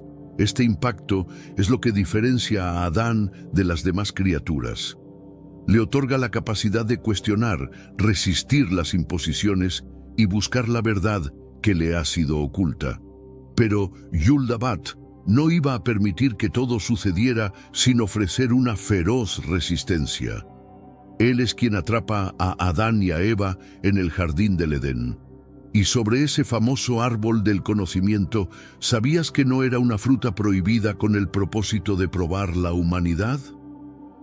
En la tradición gnóstica, ese árbol no representa tentación, sino que es un símbolo de liberación, un medio para que Adán y Eva accedieran a la verdad oculta acerca del mundo en el que estaban atrapados. Y lo más sorprendente, ¿quién fue el encargado de guiarlos hacia ese árbol? No fue Yuldabath, la serpiente, que a menudo ha sido demonizada en la interpretación cristiana convencional, desempeña un papel completamente distinto en la tradición gnóstica. En lugar de ser el mal encarnado, la serpiente en realidad representa el conocimiento, la sabiduría y la liberación. Un agente divino que buscó liberar a Adán y Eva de las cadenas de la ignorancia. Es un verdadero liberador. Imagina por un momento el giro radical en esta narrativa. La serpiente no estaba intentando arrastrar a la humanidad hacia el pecado, como tantas veces se nos ha enseñado. En este mundo actual, vemos cada vez más personas yendo en contra de los principios tradicionales y parece que lo inmoral está cada vez más presente. Es común sentirse desorientado y sin rumbo. Sin embargo, aún existe un camino para recuperar la verdadera esencia y restablecer los principios éticos en nuestra rutina diaria. Si te sientes perdido en medio de la confusión y deseas más claridad, tenemos algo especial para ti, un recurso creado especialmente para ayudarte a comprender el significado de estos desafíos actuales y enfrentarlos con sabiduría y valentía. Este es el verdadero valor de Caminos de la Revelación, descifrando la Biblia por completo, un camino hacia la claridad y la serenidad a través de sus enseñanzas. Lo mejor de todo es que está disponible ahora, como un regalo, en el primer comentario fijado. No pierdas esta oportunidad de transformar tu vida y descubrir el propósito genuino de estos desafíos. Ahora volvamos al tema principal del vídeo. Al contrario, su verdadera intención era liberar a Adán y Eva de la ignorancia impuesta por un creador que solo deseaba mantenerlos en un estado de sumisión. El pecado de la humanidad, según la visión gnóstica, no fue un error, sino el inicio de un despertar profundo, un despertar hacia la verdad. Y sobre Yuldabath, su reacción no podría ser más esperada.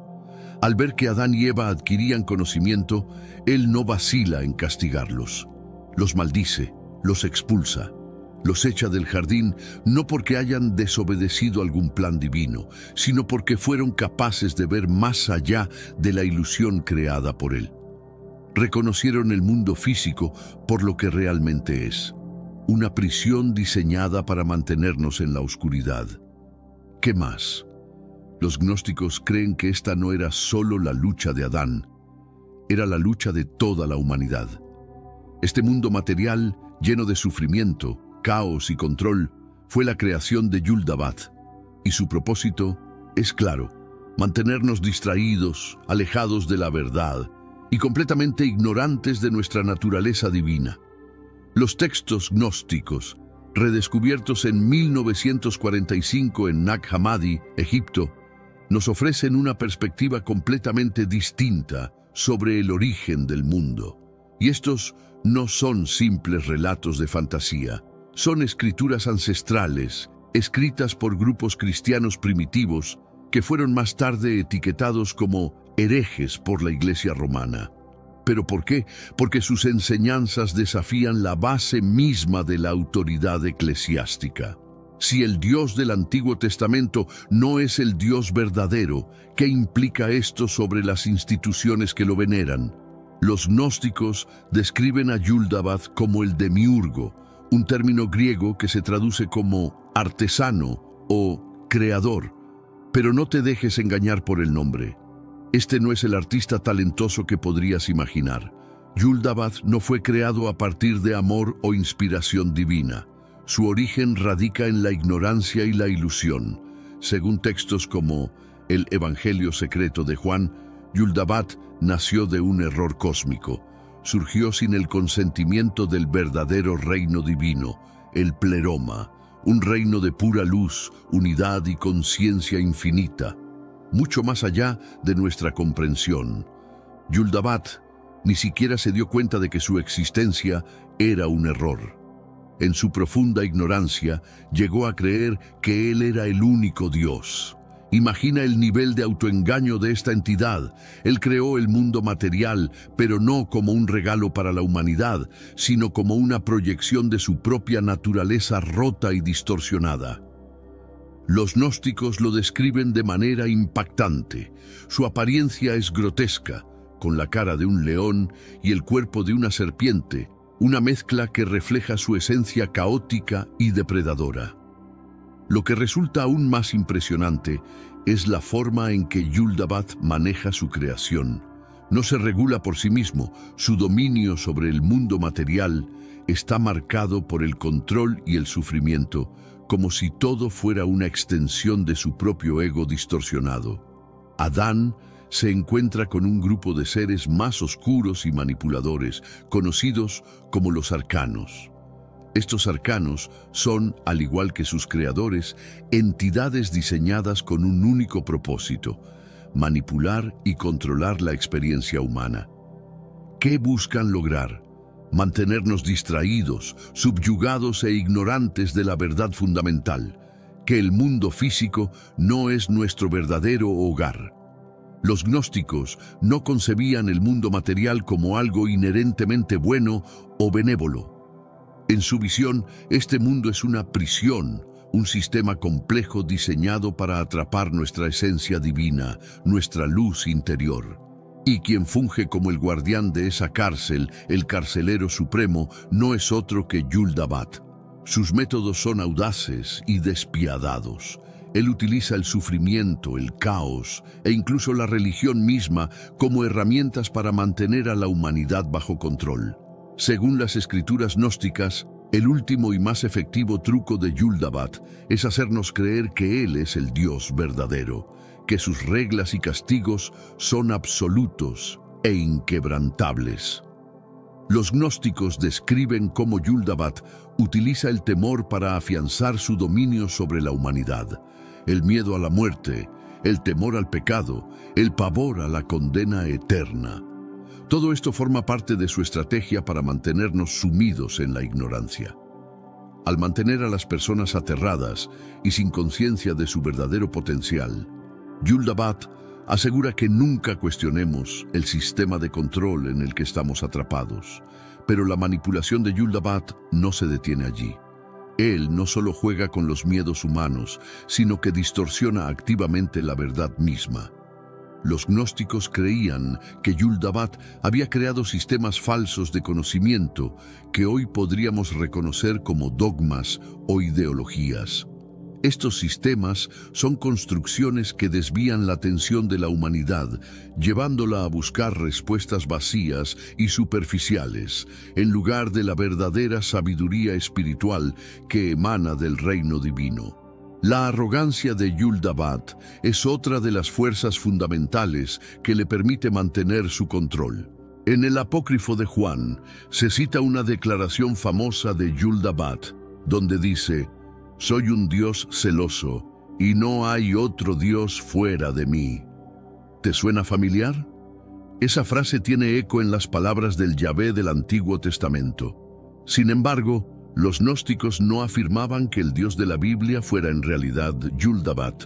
Lo que decían es que muchas de las características atribuidas al Dios tradicional, como la arrogancia, la vergüenza y el castigo, son en realidad los rasgos del demiurgo, no del verdadero Dios, fuente de toda creación. Y aquí está la gran revelación. Yul-dabat no desea que la humanidad despierte, no quiere que nos demos cuenta de que nuestra esencia proviene de un reino superior, más allá de su alcance y control. Es por eso que prohíbe a Adán y Eva comer del fruto del árbol del conocimiento. Para Yul-dabat, el conocimiento es una amenaza. Es el único poder que puede deshacer su ilusión de ser el Dios supremo. Olvida la versión idealizada de la historia que nos presenta a Adán como una simple marioneta en manos de un Dios benevolente. Los textos gnósticos revelan algo mucho más intrigante. Antes de la creación de Yul-dabat, Adán ya era una figura consciente, llena de desafío, que rechazó a Yul-dabat como un tirano y un falso Dios. Cuando Yul-dabat creó a Adán, no lo hizo por amor o amistad, sino por su propio beneficio. Los textos gnósticos nos cuentan que Yul-dabat formó a Adán a partir de la materia, pero no pudo darle vida. A pesar de toda su arrogancia y su poder, Yul-dabat carecía de la esencia divina, esa chispa de vida que solo puede provenir del verdadero reino superior. Fue entonces cuando se vio forzado a invocar al Dios más alto, al Dios desconocido, para insuflar vida en Adán. Esta esencia divina que fue plantada dentro de Adán se convirtió en su mayor arma, una conexión con la fuente de todo lo divino, una conexión que Yul-dabat no podía controlar ni manipular. Cuando Adán cobró vida, Yul-dabat esperaba que lo adorara, pero Adán se negó rotundamente. Según los textos como el Evangelio de los Arcanos, Adán permaneció en silencio, desafiando la autoridad de Yul-dabat y rehusándose a reconocerlo como un Dios verdadero. Piensa en lo que representa Yul-dabat en este contexto. El primer ser humano completamente consciente de su origen divino, negándose a inclinarse ante una deidad falsa.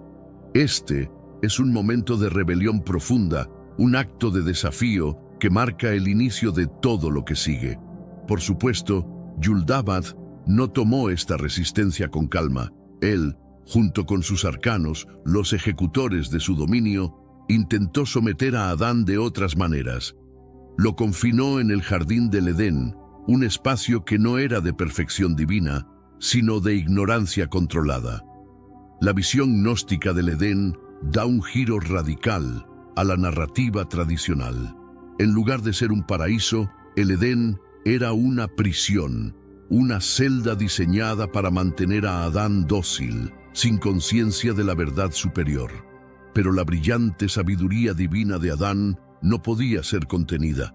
Según el Evangelio secreto de Juan, Sofía, la deidad que accidentalmente creó a Yul-dabat, se lamentó profundamente por Adán.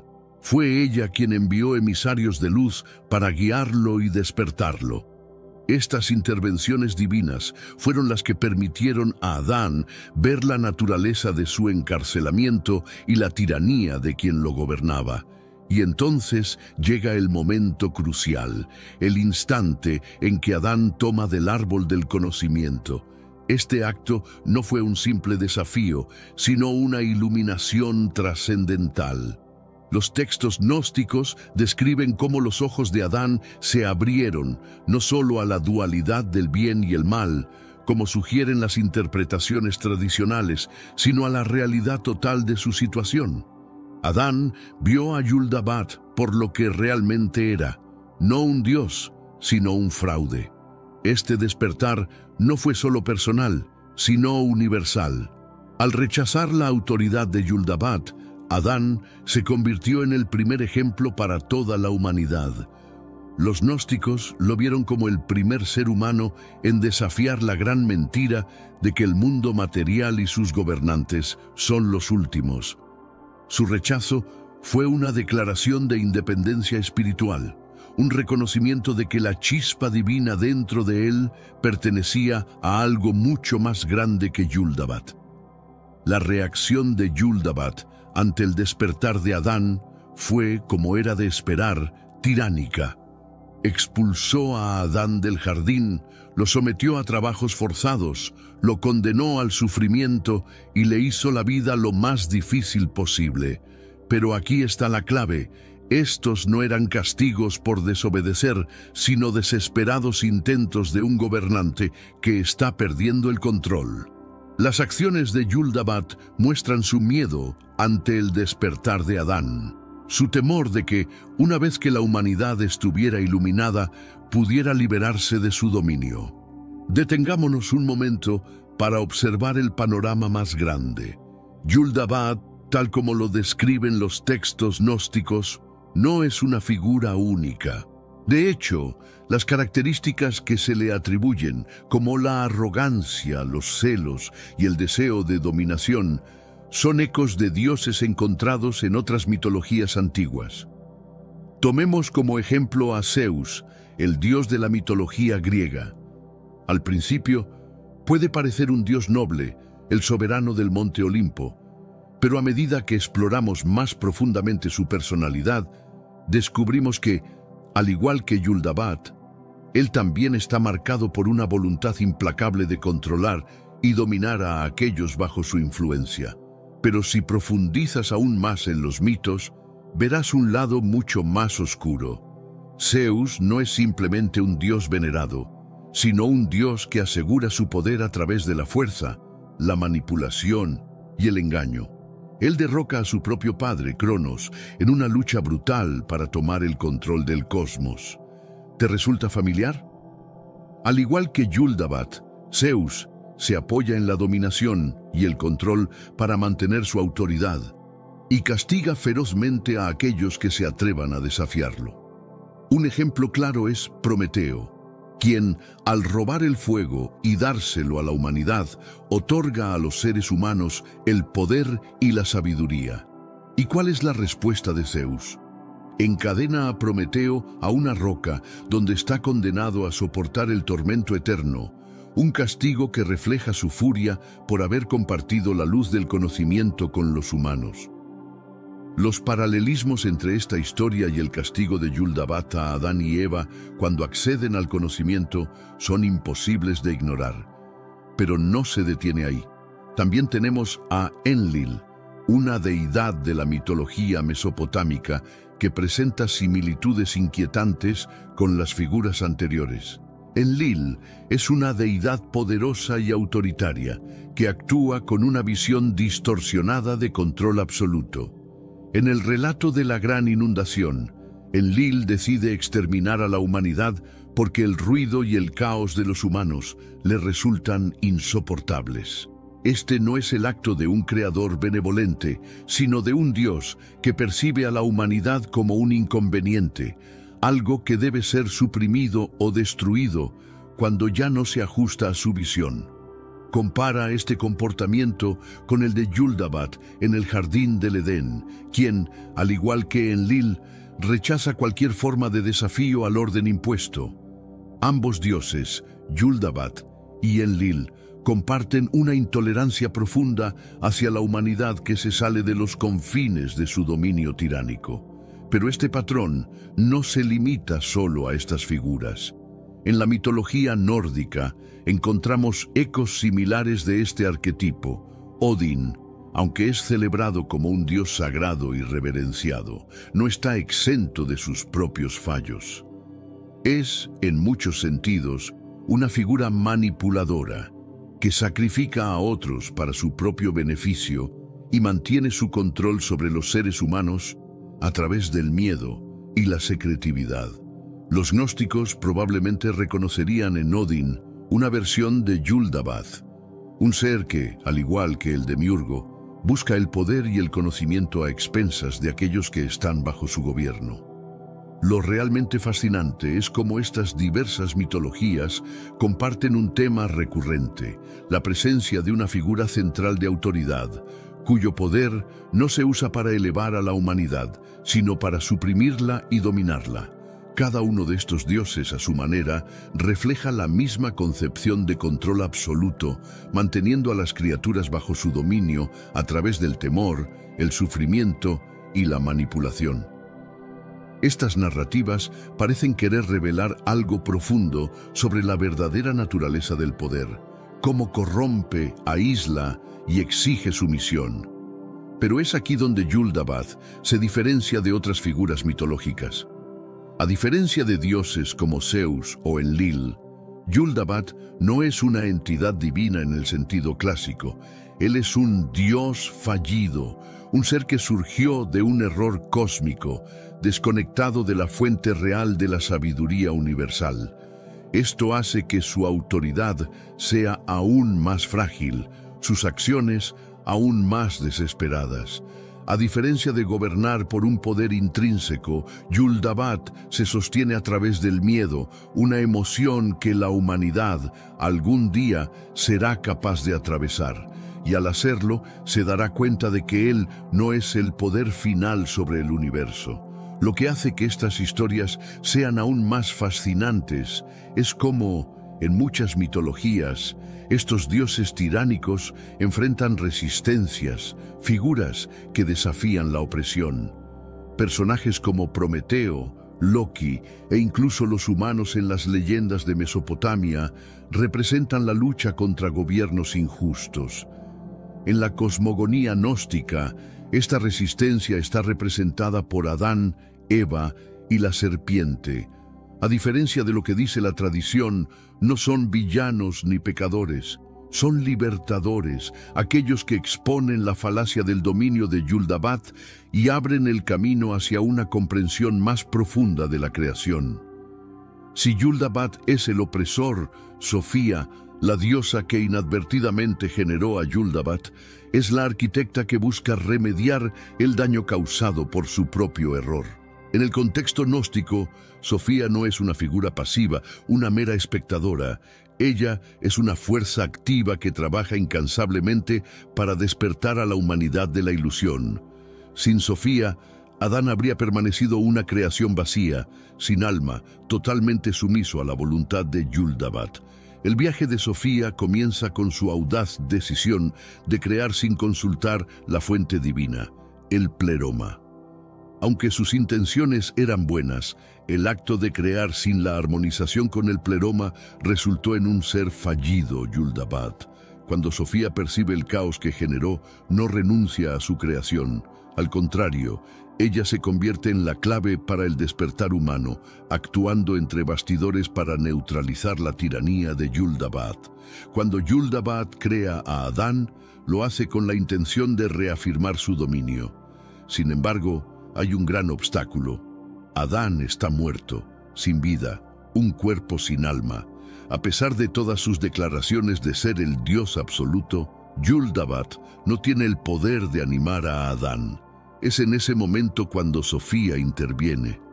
De forma secreta, insufla en Adán un fragmento de luz divina, una partícula del pleroma. Ese toque de luz divina se convierte en lo que separa a la humanidad de los arcanos y de Yul-dabaoth, convirtiéndose en la semilla de la gnosis, el conocimiento que revela nuestro verdadero propósito y origen. Esta infusión divina no es solo un acto de desafío a Yul-dabaoth, es un movimiento calculado de Sofía para dirigir a la humanidad hacia el camino de la liberación. Sofía sabía que el mundo material creado por Yuldabat no era un regalo para los humanos, sino una prisión, una ilusión hecha para mantenerlos alejados de su verdadera esencia divina. Al conceder a Adán el don de la conciencia y del conocimiento, ella plantó las primeras semillas de resistencia contra esa realidad distorsionada creada por Yuldabat. Pero Yuldabat no era ingenuo, sabía que algo había cambiado en Adán.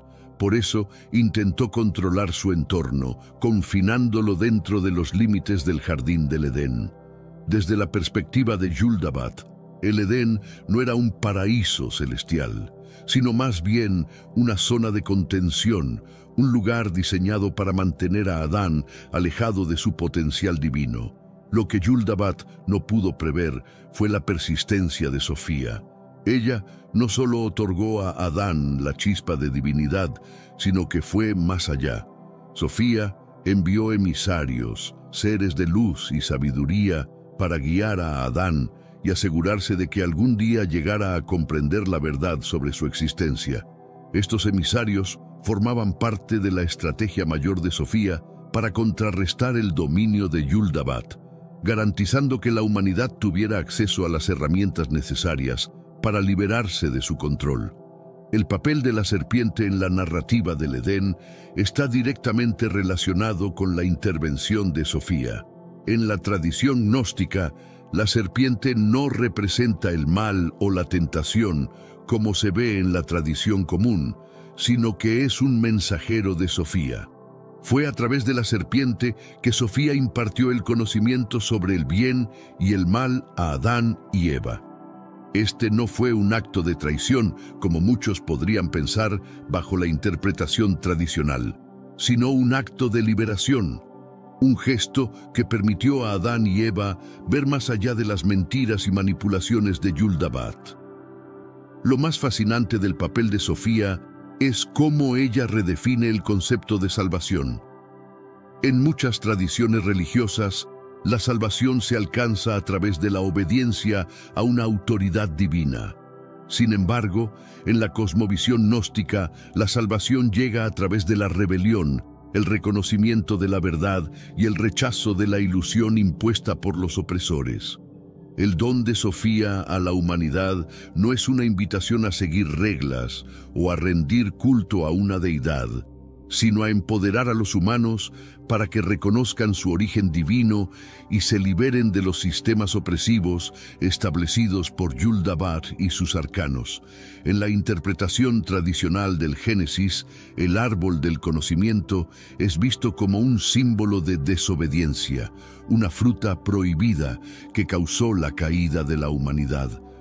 Pero en los textos gnósticos, este árbol no representa el pecado o la desobediencia. Es una llave hacia la liberación, un portal a la comprensión de la verdad que Yuldabat ha intentado ocultar a toda costa. Aquí radica el punto crucial. Yuldabat nunca deseó que Adán y Eva comieran del árbol del conocimiento, porque el conocimiento es poder. Es lo único capaz de desmantelar su dominio y exponerlo como el fraude que realmente es. Piénsalo bien, ¿qué es lo primero que hace Yuldabat cuando Adán y Eva comen la fruta? Pánico total. No solo los castiga, sino que los expulsa activamente del jardín. ¿Por qué?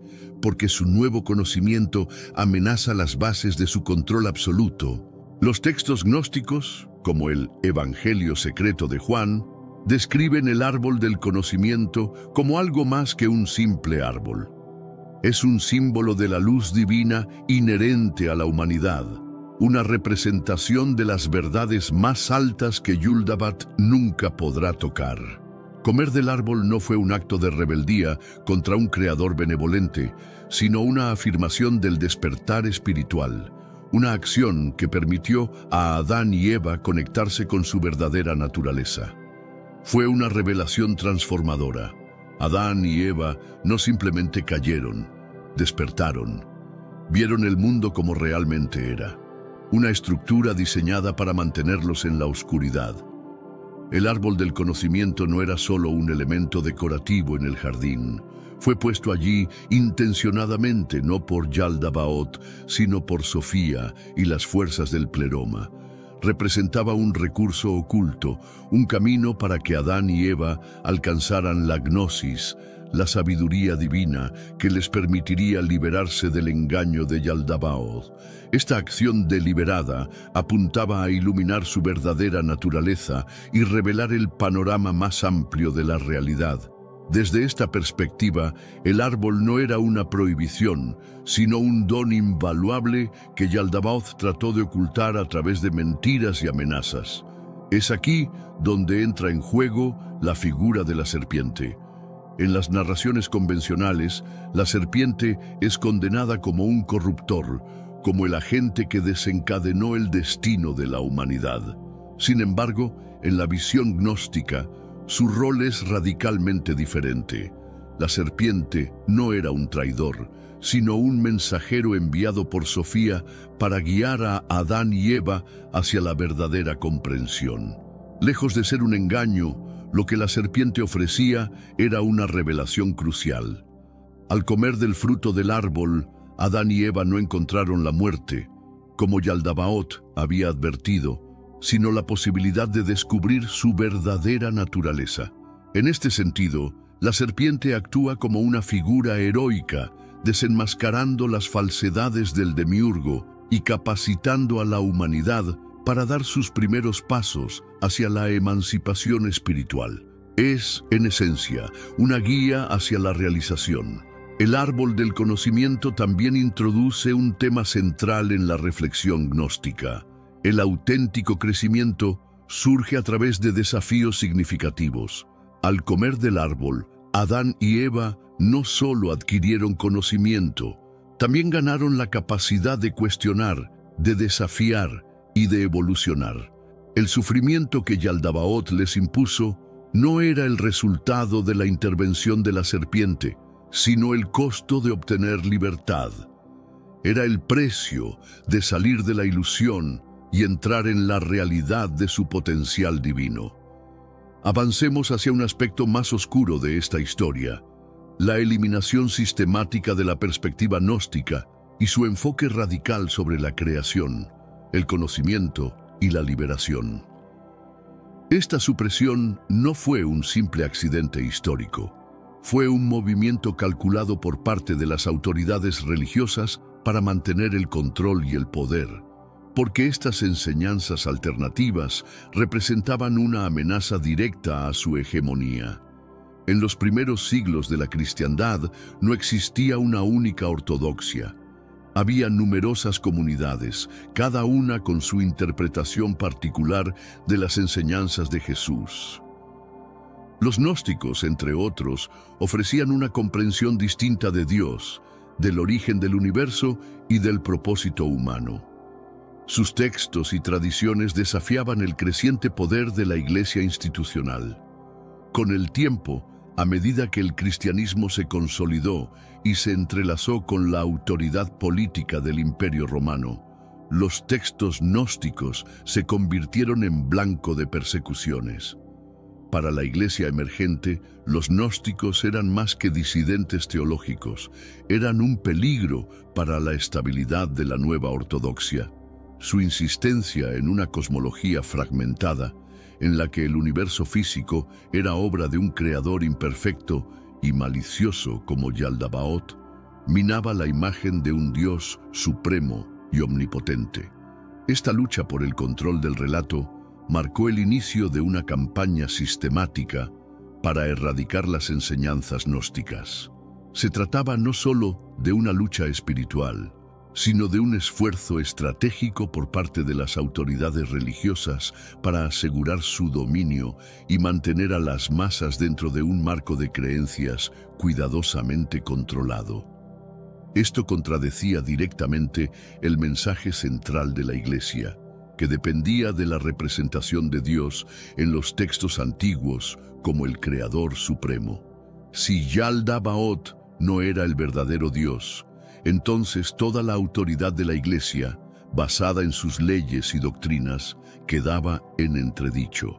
Este conflicto alcanzó un punto crítico en el siglo IV, cuando el cristianismo fue declarado religión oficial del Imperio Romano bajo el emperador Constantino. Con el Concilio de Nicea, en el año 325, la Iglesia inició un proceso de consolidación doctrinal, estableciendo los límites de lo ortodoxo y etiquetando cualquier otra enseñanza como herética. Las ideas gnósticas, que rechazaban la supremacía del mundo material y priorizaban la iluminación espiritual personal, se convirtieron en uno de los primeros blancos de condena. Sin embargo, la Iglesia no se limitó a desacreditar estas creencias en el ámbito teológico. Se desplegó una campaña activa para borrar los textos gnósticos y desmantelar sus comunidades. Algunas escrituras que lograron sobrevivir, como el Evangelio de Tomás, el Apócrifo de Juan y el Evangelio de Felipe, lo hicieron únicamente porque fueron ocultadas cuidadosamente por sus seguidores. Fue solo en 1945, con el descubrimiento de la biblioteca de Nag Hammadi en Egipto, que una colección significativa de textos gnósticos salió a la luz, revelando un tesoro de conocimiento espiritual que había permanecido oculto durante siglos. ¿Por qué la Iglesia se esforzó tanto en erradicar estos textos? La respuesta radica en el control. La tradición gnóstica promovía la búsqueda espiritual interna y el conocimiento directo de lo divino por encima de la obediencia a las autoridades externas. Según esta visión, la salvación no dependía de seguir reglas o rituales impuestos, sino de descubrir la chispa divina que yace en cada ser humano. Sé que a veces en nuestras vidas tenemos más preguntas que respuestas. Si te sientes perdido y buscas claridad, tenemos algo para ti. Caminos de la Revelación. Descifrando la Biblia por completo. Un libro lleno de enseñanzas y respuestas, disponible ahora como un regalo en el primer comentario. No te pierdas la oportunidad de transformar tu vida y entender el verdadero propósito de estos desafíos. Esto representaba una amenaza directa para la estructura jerárquica de la Iglesia, que se veía a sí misma como el intermediario indispensable entre Dios y la humanidad. Si las personas podían acceder al conocimiento espiritual por sí mismas, la función mediadora de la Iglesia, y por ende su poder, se volvía redundante. Por eso, la represión no fue solo una cuestión teológica, sino también un acto de preservación del poder institucional. Las comunidades gnósticas fueron perseguidas con dureza. Sus líderes fueron ejecutados, sus escrituras incendiadas y sus enseñanzas desacreditadas sistemáticamente. La Iglesia los marcó como heréticos, demonizó sus creencias y reescribió la historia para presentarlos como desviados o lunáticos. Sin embargo, la realidad era mucho más compleja. Lejos de ser simples herejes, los gnósticos eran intelectuales, filósofos y buscadores espirituales cuya cosmovisión desafiaba las narrativas predominantes. Esta represión no se limitó a ellos. Otros grupos con perspectivas similares, como los cátaros en la Europa medieval, enfrentaron destinos igualmente brutales. Los cátaros compartían muchas ideas gnósticas, especialmente la creencia de que el mundo material era una trampa. Por ello, fueron declarados heréticos por la Iglesia Católica y exterminados en una cruzada. Sus textos y enseñanzas fueron aniquilados y sus comunidades completamente desmanteladas. El patrón era evidente. Cualquier sistema de pensamiento que cuestionara la autoridad eclesiástica era aplastado mediante una combinación de represión intelectual y violencia sistemática. Es asombroso cómo tanto de la tradición gnóstica logró llegar hasta nosotros a pesar de los numerosos intentos por erradicarla.